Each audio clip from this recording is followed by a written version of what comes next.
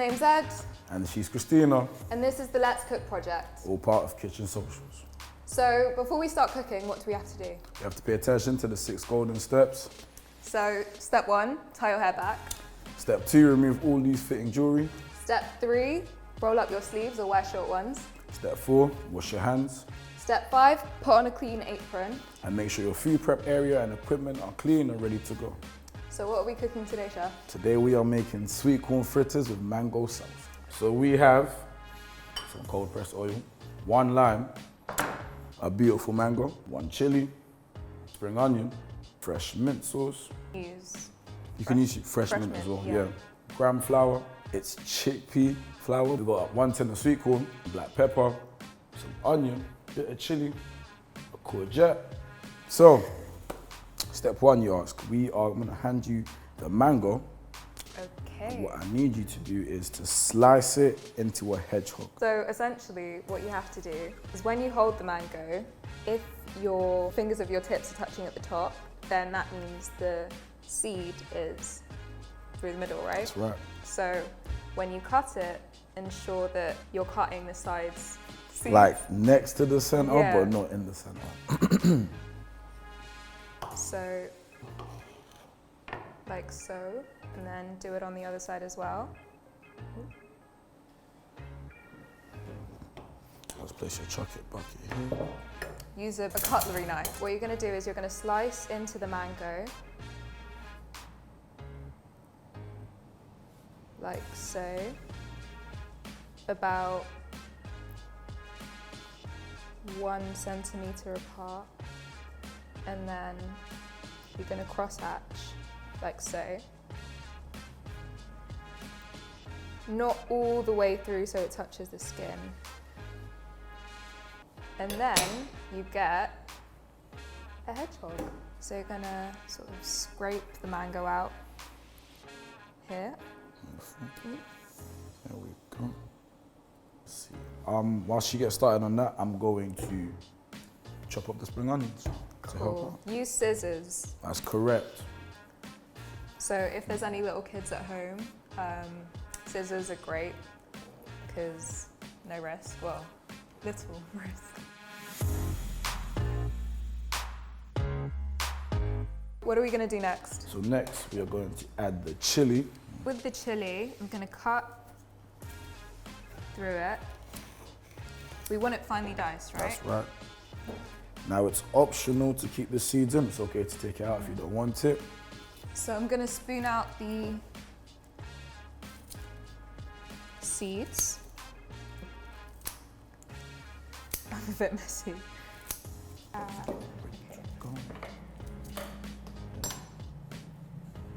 So when you're cutting, always remember to use your fingers as a guard.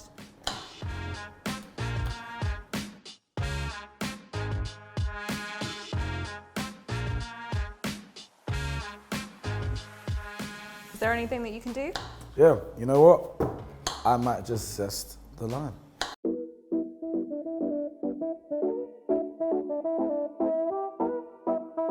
Hi, my name's James from the Let's Cook project, and today we're going to talk about citrus and we're going to talk about peel and juice.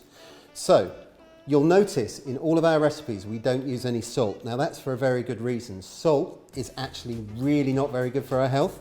So what we do is we use lots of other flavours. We use spice, we use herbs, and we use lots of this stuff, which is citrus. So citrus is in the form of an orange, which pretty much everybody's probably had, and tends to go a lot in sweet dishes, although it can be used in savoury. Limes are really good with chili dishes, Mexican food, Thai food, and they're kind of slightly aromatic and not quite as acidic, so not quite as a lemon might be. We're going to deal with one of these, which is the lemon. On the outside of your lemon, you've got your peel. And in the peel, you've got something called oils, and these are what give everything that really lemony, zesty, fruity tang that we want. So to get that out of the lemon and into our food, we need to go back to using our grater. And last time we used the coarse one. This time we're going to use the one on the side, which is a little bit finer.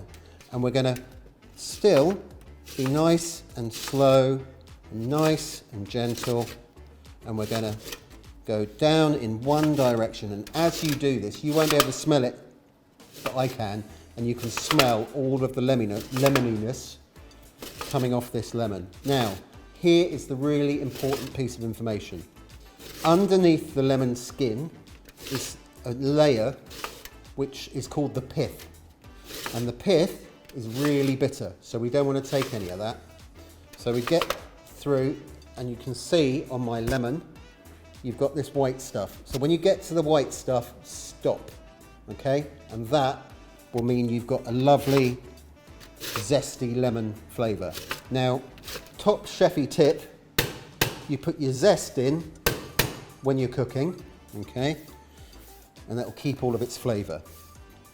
But the juice, which we're about to get out in a minute, always put that in at the end, because if you put it in at the beginning, you'll lose all the flavour. So, in here, we've got all the juice. What we want to do is set the juice loose. So we roll the lemon on the board, nice and firm, a bit like giving it a massage. Don't tickle it, okay? And I can feel that that's getting nice and soft and nice and juicy. So what I'm going to do is I'm going to go back to one of our holds, which is the bridge. I'm going to hold either side of my lemon, slice so the knife is like a train going under the bridge. And I've got my 2 halves of lemon. Now, you could just squeeze like that. You could use a juicer. But if you haven't got a juicer and you haven't got a firm grip, all you need is our useful piece of kitchen kit, which is the fork. And you can see all the juice that we've got out of that lemon. Now, lemon juice, really good for adding flavour, but it's also really useful for making sure that things we've cut up don't go brown. So if you're slicing strawberries, slicing avocados, anything like that, squeeze a little bit of lemon juice over and it'll stop it going brown. Lemon's also really good for actually keeping things clean. So give it a rub over your chopping board if you've got a particularly messy chopping board, and it'll help you when it comes to washing up afterwards. That's citrus fruit.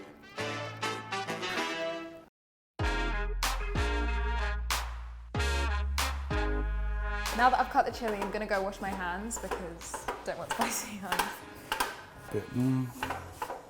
Okay. Now we should have our zest. Thank you. So now we're going to juice the lime, and what I'm going to do prior to that is I'll just give it a firm roll. And I'm just rolling it just to set the juices loose, just so we get a good amount of it in there. Cool. There we are. Just going to use the bridge, cut it in half. Are we using the full lime or half? We're going to use the full part of the lime. There we are. They're so massive. There we are. Now we're going to add the mint sauce. So that's the last ingredient. I'd say the sauce is in pretty mint condition. So now that's done, now that it's in mint condition, we are going to leave that to one side. We're going to get on with our fritters. Okay, so now I'll just pass you an onion to finely chop. Okay, cool. So we're going to assume the bridge position. So just hands on the onion, cut underneath the bridge so the knife acting as a train but not directly on the bottom. A hairy bottom results in a lot of tears, okay? All right. There you go. So I'm going to take the peel off. Using your fingernails as a guard. Yeah. That's right. And just grab the knife and just firmly cut into the onion.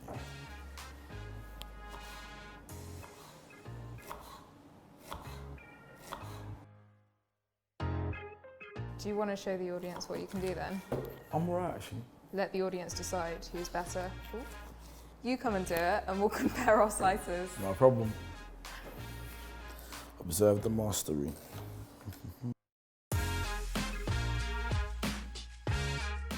Look how chunky that is compared to that. Look, and look at mine. I'd argue it's very well defined. Okay. So next, you're going to coarsely grate the courgettes. Okay. See what I did there? So I'm gonna cut the two ends off Why? because they're ends. Making sure. And then I'm going to chop this in half so it's just more manageable when you do grate it. And rather than sort of grating your fingers off, just leave the end and put it in the chuck-it bowl.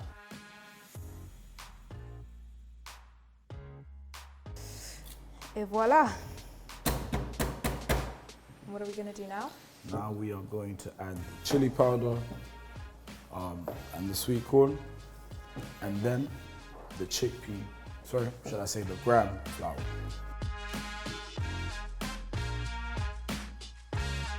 Okay. And I put that in as well? That's correct. Now we're going to add some water to sort of hold it together till it's like a thick pancake batter sort of consistency. Okay, stop. Let's just see how it... All right, add a bit more. Stop. It's starting to hold. Add a bit more, please. Just for the angles. Is that okay? Right, yeah.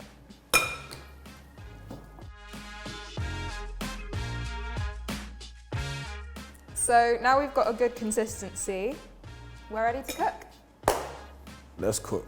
We are going to add a tablespoon Of cold oil to a... cold pan. There we go. Spread it round. This is technique. So I'll demonstrate the first one and then... No problem. So what we're going to do is also, when you're at home, make sure that you have the handle, if you're not holding it, on the other side, so when you're moving about, no one sort of falls into it. You're gonna grab a tablespoon like so, put it there, 12 o'clock. Yeah, that's a good reference point, just so you know. So there's gonna be 12 o'clock, 3 o'clock, 6 o'clock, 9 o'clock. Press it down lightly. There we go. Okay, so you're going to let it sort of cook for a couple minutes on this side and then flip it, let it cook on the other side till it's golden and sort of crispy. So now the fritters have cooked. I'll grab some plates. Yeah. Let's put these here. Okay, that's mine. One last ingredient, apart from myself. A bit of black pepper. Get that on there. 3, 2, 1. That's pretty good. This is cuisine. What's wrong with?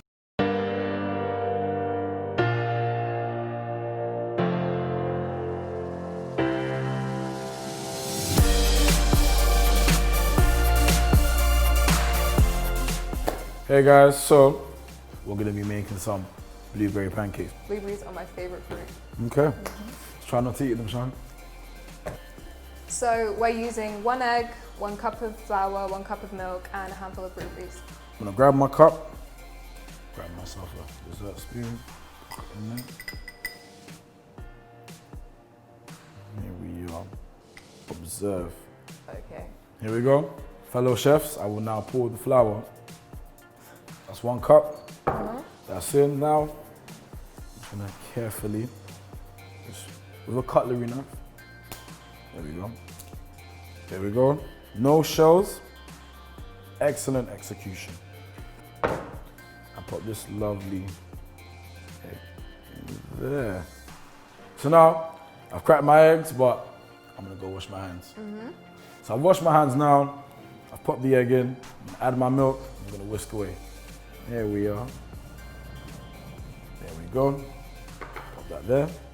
There we go. Just give that a nice little whisk. Until it's smooth and there are no bits. Okay, so Now you're going to add in a handful of the blueberries and leave the rest to me. Plop that in there. Just a little bit more. A few dollops in there. Just gonna fold it in a little bit. So now we've got our mix. We're gonna get ready to cook. Let's cook. Cold oil, cold pan. That's right, to avoid any form of splatter. Just twist this open. See? Technique. There we go. I'm just gonna have that in there. Spread it nicely for the pancakes. Place it in. Where are you placing it? We're gonna use a time reference method. So 12 o'clock, that one's a bit too small. Yeah, it's very clear you've never made pancakes before. Yep, there's a first time for everything. 3 o'clock, 6 o'clock. You're eating that one. Yes, I am. This one's lucky, I can feel it. Here we are, and then finally, 9 o'clock. Well, that's the deal. Here we are. There we go. So how long do you leave it on one side? 1 minute aside, flip over, next minute. Cool, because it's your first time. When the bubbles, like little bubbles, start to form on the surface, that's when you know to flip it. Okay, I'm seeing a couple bubbles, so I'll just give this a little flip. Just pop it over. Okay, see the base? It's all a process. There we are. Go. So what else would you say we could add to a pancake, you know? Grated fruits, I guess, cheese, depending on whether you want it sweet or savory. These are your first ever pancakes. I know, right? This is groundbreaking. I think they're ready to go, so we'll just serve them up. Thank you for being a nice assistant. And then look, there we go. Cool, so do you want to try it out? These are my first ever pancakes. Let's ditch the mix and let's start making it at home. You know what? Just use Hands your in. hands. Here goes nothing. What? This is all me. And this can be all you too. This can be all you too. Oh. So if you do want to try this recipe and add your own little twist to it, remember to use the hashtag Summer of Food and Fun, send it in, and it's time to get cracking. Yeah, what she said. Did we get that? We need another take. No, we don't. Go get a dozen eggs.